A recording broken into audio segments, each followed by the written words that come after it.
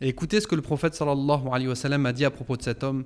Il a dit Alhamdulillahi alladhi ja'ala fi ummati mithla hadha. Louange à Allah qui a mis dans ma communauté des gens comme lui. Vous avez entendu ce témoignage du prophète sallallahu alayhi wa sallam. Allahu Akbar.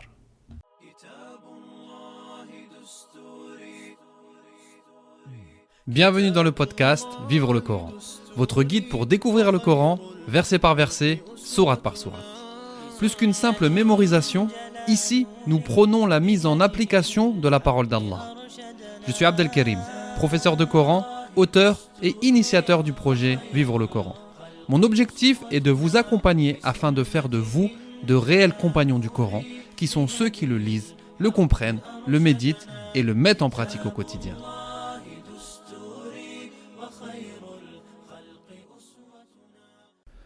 Chers compagnons du Coran, bienvenue à toutes et à tous dans ce nouvel épisode de notre série « Des hommes au service du Coran » dans laquelle nous étudions la vie de ces grands hommes qui ont œuvré pour Al-Qur'an al-Karim. Ces hommes par lesquels Allah subhanahu wa ta'ala a préservé Al-Qur'an al-Karim. Ces hommes qui ont sacrifié pour le Coran.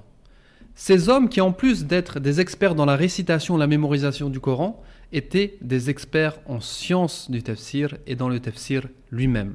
Ces hommes dont je me suis inspiré pour mettre en place cette plateforme Deviens un compagnon du Coran qui a pour but de vous accompagner dans l'étude du Coran afin de le comprendre, de le méditer et de le mettre en pratique. Dans les épisodes précédents, nous avons étudié la vie de deux compagnons extraordinaires qui sont Zayd ibn Thabit et Ubay ibn Ka'b radiyallahu anhuma. Aujourd'hui, nous avons rendez-vous avec un autre compagnon qui, lui, fait partie des muhajirin. Zayd ibn Thabit et Ubay ibn Ka'b radiyallahu anhuma étaient des ansar, des habitants de Médine qui ont accueilli les musulmans qui ont fait la hijra, dont le prophète sallallahu alayhi wa sallam. Aujourd'hui, on va parler d'un compagnon, j'allais dire son nom, mais je vais mettre un peu de suspense, d'un compagnon qui fait partie des premiers convertis et qui a fait la hijra comme le prophète sallallahu alayhi wa sallam. Allez, c'est parti. Bismillahi walhamdulillah wassalatu wassalamu ala rasulillah. Aujourd'hui, comme je vous l'ai dit, on va parler d'un des premiers convertis à l'islam. Un homme qui a grandi à la Mecque. Un homme qui a eu le privilège de mémoriser le Coran du vivant du prophète sallallahu alayhi wa sallam et d'apprendre des sourates directement de la bouche du prophète sallallahu alayhi wa sallam. Un homme que le prophète sallallahu alayhi wa sallam a recommandé pour apprendre le Coran al-Karim. Si vous voulez apprendre le Coran al-Karim, apprenez-le de Ubay ibn Ka'b, de Zayd ibn Thabit ou de cet homme-là. Un homme qui a été nommé imam de la mosquée de Quba du vivant du prophète sallallahu alayhi wa sallam. Un homme qui avait une voix magnifique. Il y a un hadith de Aïcha radiallahu anha qui témoigne de cela. Et un homme qui a fait la fierté du prophète sallallahu alayhi wa sallam. Ça fait beaucoup de qualités pour un seul homme. Et cet homme, je suis convaincu que beaucoup d'entre vous ne le connaissent pas. Quand je vais citer son nom, il y en a plusieurs d'entre vous, c'est la première fois qu'ils vont entendre parler de ce compagnon. Ce compagnon n'est autre que Salim Mawla Abi Hudayfa. Salim Mawla Abi Hudayfa. Salim Mawla, ça veut dire affranchi. L'affranchi d'Abu Hudayfa, et on va voir pourquoi il a été nommé ainsi. C'est un compagnon extraordinaire qui a une histoire extraordinaire et surtout, au-delà de son travail pour Al-Qur'an al-Karim, on va voir qu'il y a une histoire de fraternité entre Salim et Abu Hudayfa qui doit être un exemple pour nous en tant que musulmans. On commence et on va parler de la jeunesse de Salim Mawla Abi Hudayfa. Salim, il a été capturé très tôt. Je vous remets dans le contexte. En Arabie, il y avait plusieurs tribus arabes qui se faisaient la guerre. Et quand une tribu prenait le dessus sur une autre, ils tuaient les hommes et ils prenaient les femmes et les enfants en tant que captifs. Et en général, soit ils les utilisaient pour eux-mêmes ou soit ils les vendaient sur les marchés aux esclaves. Et c'est ce qu'ils faisaient notamment avec les enfants. Et Salim, il a été capturé très jeune. Jusqu'à ce que, quand on lui parle de son père et de sa mère, il ne s'en souvient, il ne se souvenait plus. Tellement il a été capturé rapidement. Donc il a été capturé, il a été vendu au marché des esclaves et de famille en famille, il s'est retrouvé chez la famille de Abu Hudhayfa et de sa femme Thuwayba. Ils ont pris soin de lui, ils l'ont élevé et ils ont reconnu en lui des qualités humaines incroyables. C'était quelqu'un de très bien éduqué, c'était quelqu'un d'intelligent, c'était quelqu'un de beau et ils décidèrent de l'affranchir à l'approche de sa puberté. Lorsqu'il avait 12-13 ans, Thuwayba, la femme de Abu Hudhayfa, elle a proposé de l'affranchir, de le libérer. Et tout ça se passe avant la révélation. Ça se passe avant la révélation. Abu Hudhayfa, il était d'accord avec sa femme dans le concept de l'affranchir, mais il avait peur pour lui. Il s'est dit, à 12-13 ans, il va se retrouver tout seul, qu'est-ce qu'il va faire ? Ça va être très difficile pour lui, donc je propose de l'adopter. Et à ce moment-là, Abu Hudhayfa, il va à la Kaaba avec Salim, il appelle les Quraysh et leur dit « Oh Quraysh, écoutez bien, soyez témoins que je prends Salim comme fils adoptif. Je suis pour lui un père et c'est pour lui un fils. » Donc regardez, subhanallah, Salim, qui était un petit captif, un petit serviteur, passe du statut de servant au statut de fils adoptif de Abu Hudhayfa. À la fin de ce discours, il dit « Je témoigne que Salim, aujourd'hui, on peut l'appeler Salim ibn Abi Hudhayfa. » Et là, tout le monde était impressionné et tout le monde a accepté cette décision et tout le monde a félicité Salim et Abu Hudhayfa. Quelques semaines plus tard ou quelques mois plus tard, subhanallah, le prophète sallallahu alayhi wa sallam est devenu prophète. Et il a commencé à propager le message de l'islam d'une manière silencieuse, d'une manière discrète. Et il n'a fallu que très peu de temps pour Abu Hudhayfa et Salim afin d'écouter le message de l'islam, d'aller voir le prophète sallallahu alayhi wa sallam et de se convertir. C'est pour ça qu'on dit que Abu Hudhayfa et Salim font partie des awwalin, des premiers convertis, des sabiqin, ceux qui se sont empressés de répondre au message de l'islam. Donc en plus d'avoir cette relation entre guillemets de père et fils, père adoptif et fils adopté, il y avait cette relation de fraternité qui s'est installée entre Salim et Abu Hudhayfa. Et quelques mois ou quelques années plus tard, il y a eu un événement, si on peut appeler ça comme ça. Il y a eu l'annulation de l'appellation du fils adoptif en islam. Allah subhanahu wa ta'ala, il a révélé un verset, le verset 5 de Surat Al-Ahzab, dans lequel il dit « Ud'uuhum li'abaihim huwa aqsatu 'inda Allahi fa in lam ta'lamu abaahum fa ikhwanukum fid din wa mawalikum » qui a pour sens « Appelez-les, vos enfants adoptifs, du nom de leur père ». On n'a pas le droit de dire Salim ibn Abi Hudhayfa, parce que Abu Hudhayfa n'est pas le père de Salim. Mais on devait chercher le nom des parents des enfants adoptés pour leur redonner le nom de leurs parents. On prend l'exemple de Zayd ibn al-Haritha. Zayd ibn al-Haritha qui a vécu la même histoire que Salim, mais sauf que lui a été adopté par le prophète sallallahu alayhi wa sallam jusqu'à ce qu'on le nomme Zayd ibn Muhammad. Et Zayd, il était fier quand on l'appelait Zayd ibn Muhammad. Et quand ce verset il est descendu, on l'a appelé Zayd ibn al-Haritha. Sauf que pour Salim, ça n'a pas été pareil parce que on ne connaissait pas son père et on n'a pas retrouvé les traces de son père ni de sa mère. Donc, on n'a pas pu lui changer de prénom, sauf qu'au lieu de l'appeler Salim ibn Abi Hudhayfa, Salim le fils d'Abu Hudhayfa, on l'a appelé Salim Mawla Abi Hudhayfa, Salim l'affranchi d'Abu Hudhayfa. Et cette appellation, en fait, elle n'a rien changé dans la relation entre Salim et Abu Hudhayfa. Au contraire, peu de temps après, Salim, Abu Hudhayfa, il a organisé un mariage entre Salim et une de ses nièces. Pour, en plus d'avoir cette relation de parenté entre guillemets, cette relation fraternelle avec l'islam. Il voulait vraiment avoir cette relation familiale, mais proche. Et chez les Arabes, c'était quelque chose qui se faisait énormément. Lorsqu'on appréciait quelqu'un, on essayait de le marier avec quelqu'un de sa famille pour avoir une proximité. Et c'est ce qui a été fait. Et donc, Salim, excusez-moi, il s'est marié. Et ça a renforcé les liens entre Salim et Abu Hudayfa. Donc, je répète.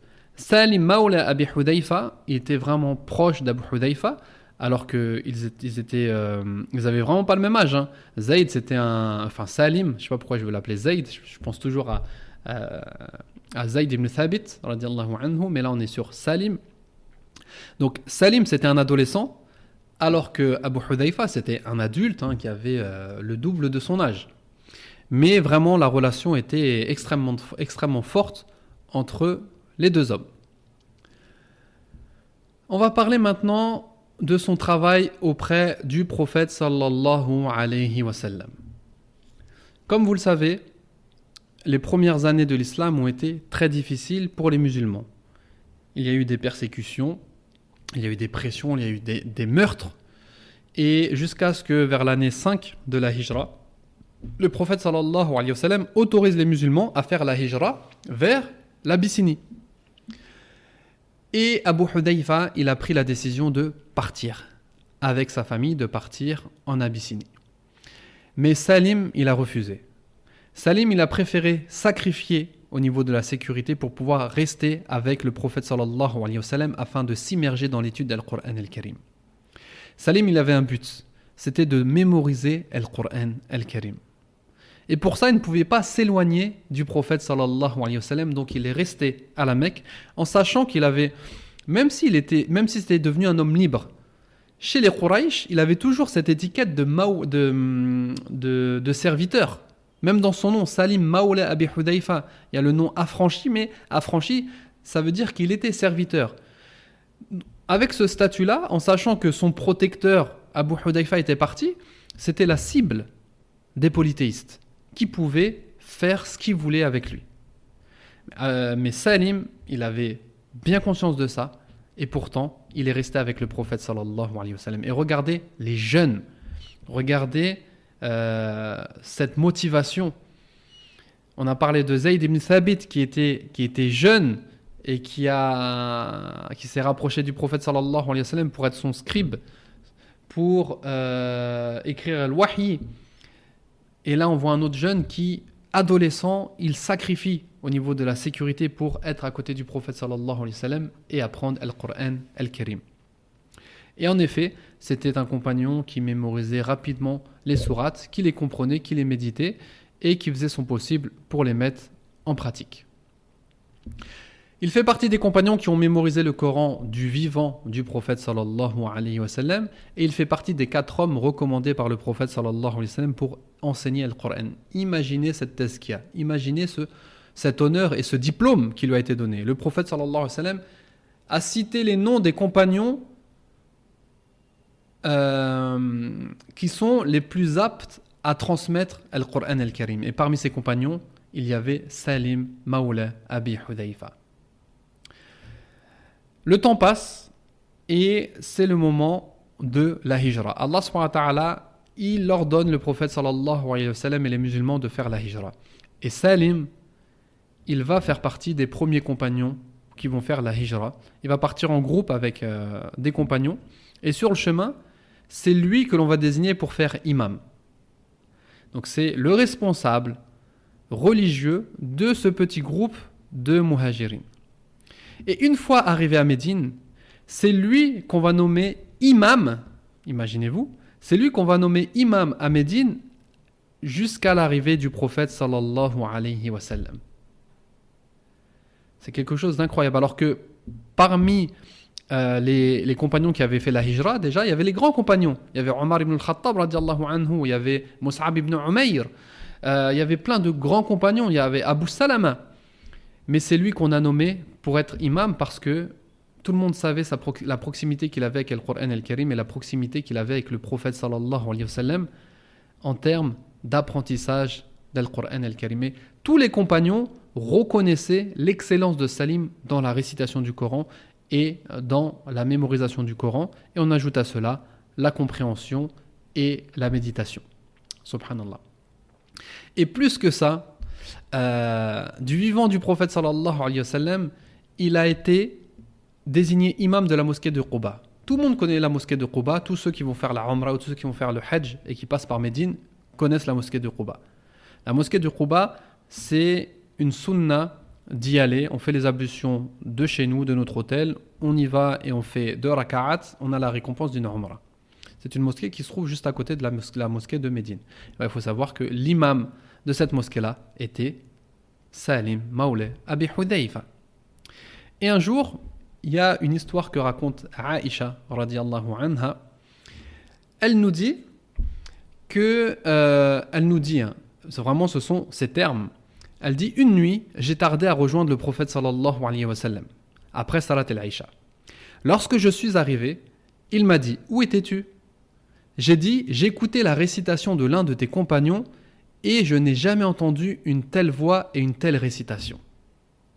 Imaginez-vous, qu'est-ce qui a fait tarder Aïcha? C'est l'écoute du Coran al-Karim.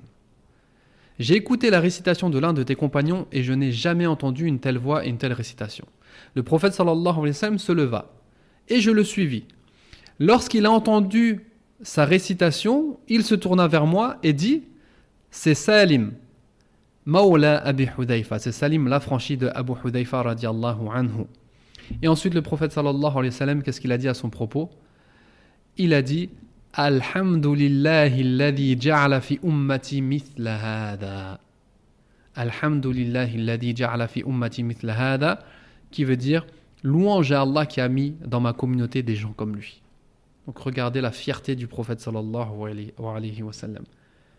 Et encore la thèse qu'il y a, le témoignage du prophète sallallahu alayhi wa sallam envers Hudayfa.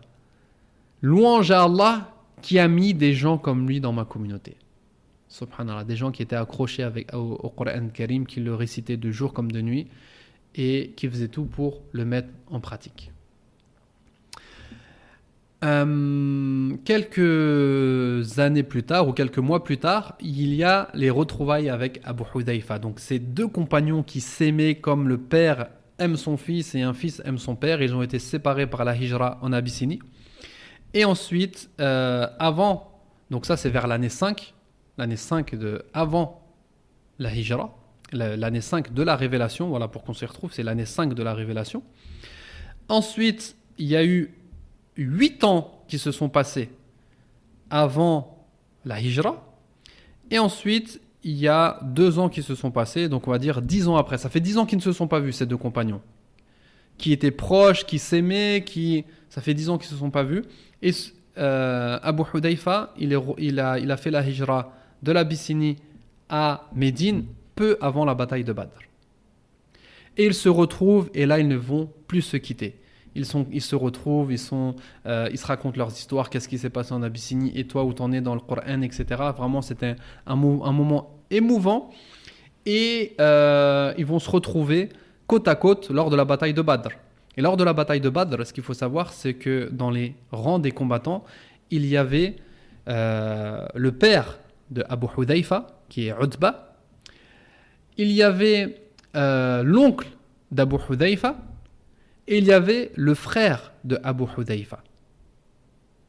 Donc imaginez-vous, Salim et Hudayfa qui rencontrent ces gens-là dans le camp adverse. Mais cela ne va pas les empêcher de les combattre. Enfin, comme ce sont les 3 personnes qui ont été désignées comme combattants pour faire les duels avant le combat, ils ont été tués, eux 3. Donc on a Utba ibn Rabi'a, qui est le père de Hudayfa, et donc qui est comme le grand-père adoptif de Salim. Il y a Shayba ibn Rabi'a, qui est l'oncle de Abi Hudayfa. Et il y a Al-Walid ibn Utba, qui est le frère de Abu Hudayfa. Imaginez-vous, vous êtes devant votre famille, et c'est l'heure du combat. Et c'est là où on voit que l'islam, les liens fraternels de l'islam sont plus forts que les liens familiaux. Et lors de ces premiers duels, donc les trois ils vont mourir. Utba ibn Rabi'a, Shayba ibn Rabi'a et Walid ibn Utba, les trois ils vont mourir. Et Abu Hudayfa, il va dire Alhamdulillah, louange à Allah qui a fait que les trois ennemis de l'islam meurent devant le prophète sallallahu alayhi wa sallam. Et Abu Hudayfa, c'est le frère de Hind. Vous connaissez tous Hind. Et donc Hind, lors de la bataille de Badr, elle a perdu son père, son oncle et son frère. Et c'est pour ça qu'elle a voulu se venger de Hamza et qu'elle a engagé Al-Wahshi et qui a tué Hamza par la suite. Voilà, je ferme la parenthèse par rapport à ça. Donc ensemble, ces compagnons, ils vont participer à toutes les expéditions et toutes les batailles qui a eu lieu du vivant du prophète sallallahu alayhi wa sallam. Pour vous montrer que les gens du Coran, c'est pas simplement des gens qui sont là, qui récitent le Coran à la mosquée. C'était des gens à l'époque du prophète sallallahu alayhi wa sallam qui agissaient, c'était des gens qui œuvraient. C'était des gens qui appliquaient ce qu'il y a dans le Coran al-Karim et que l'on voyait dans les premiers rangs au combat.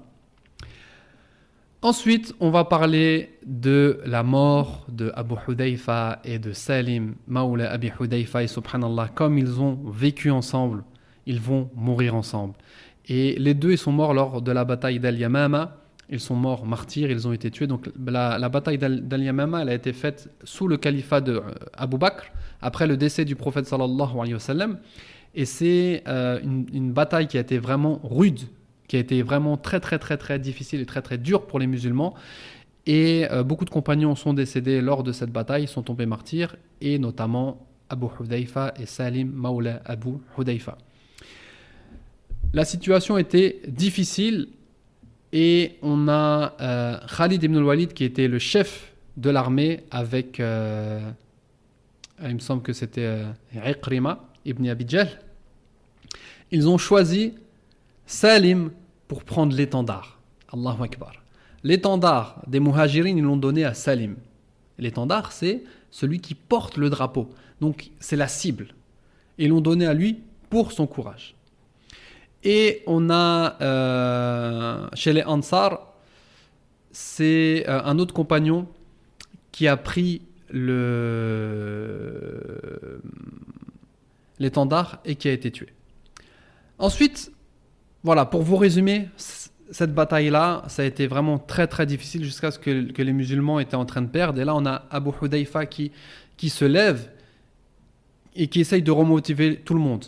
Et qui se lève en criant « Ya ahl al-Qur'an » ô vous les adeptes du Coran, les compagnons du Coran, embellissez le Coran par sa mise en pratique. « Zayyinu al-Qur'an bi'a'malikum, zayyinu al-Qur'an bi'af'alikum » Subhanallah. Donc c'était comme ça à l'époque qu'on motivait les troupes. Ya ahl al-Qur'an, ya ahl al-Baqara, ya ashab al-Baqara, ô les gens d'al-Baqara, ô vous qui avez mémorisé surat al-Baqara, allez au combat et motivez-vous. Et c'est ce qu'a fait Abu Hudayfa. Il est parti au combat jusqu'à se faire tuer. Ensuite, on a Salim, donc qui avait l'étendard, un des étendards. Et les gens, voilà, c'est pas qu'ils n'avaient pas confiance en lui, mais ils l'ont trouvé un peu hésitant. On se remet dans le contexte, c'est une guerre qui était terrible.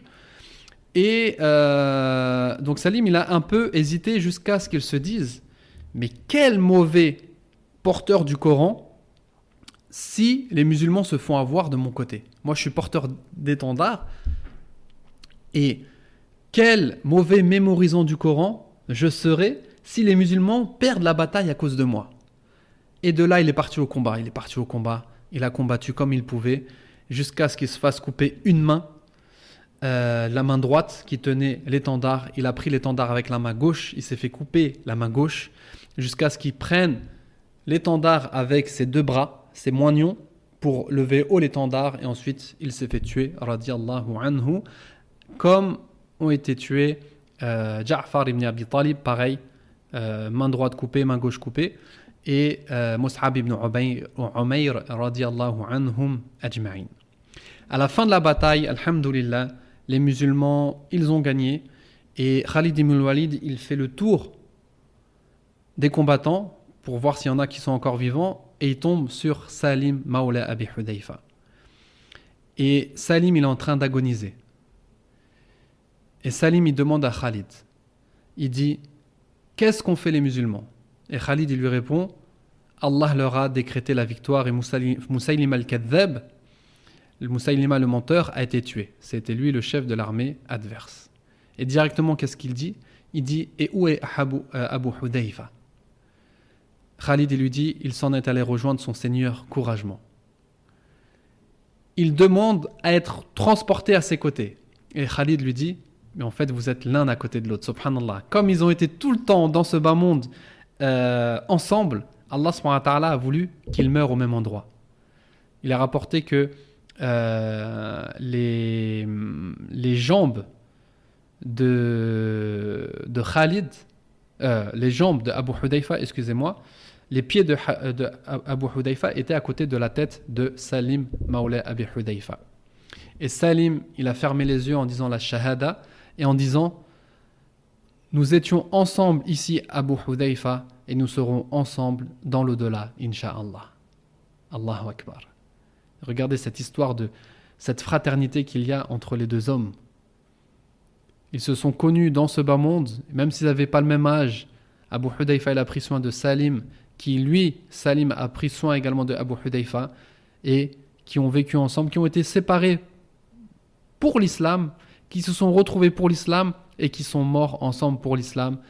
Et Salim a bien dit, nous étions ensemble ici dans ce bas monde au Abu Hudayfa, et nous serons ensemble, Inch'Allah, dans l'au-delà. Qu'Allah subhanahu wa ta'ala les ressuscite ensemble, et qu'Allah subhanahu wa ta'ala nous ressuscite avec eux. Amin.